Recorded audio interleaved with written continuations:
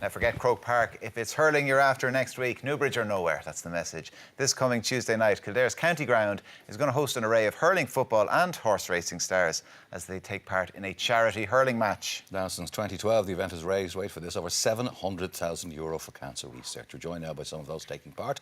Current Kilkenny hurler TJ Reid, horse racing legend Jim Bulger and former Irish soccer international Stephen Hunt. You're very welcome, gentlemen. Thank you very much.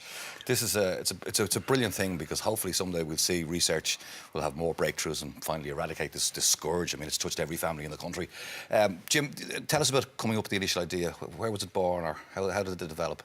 Well, I was fortunate enough to know, excuse me, the late Professor Fitzpatrick, who was a famed urologist in the Mater, and he asked me for a donation one time for cancer research.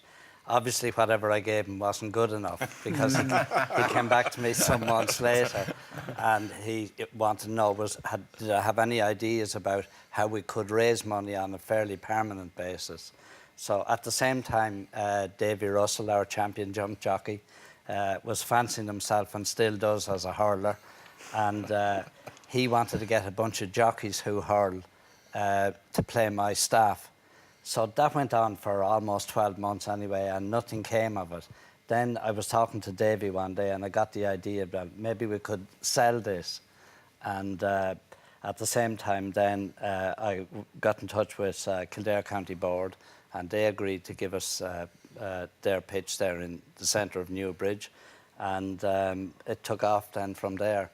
And anybody we asked to play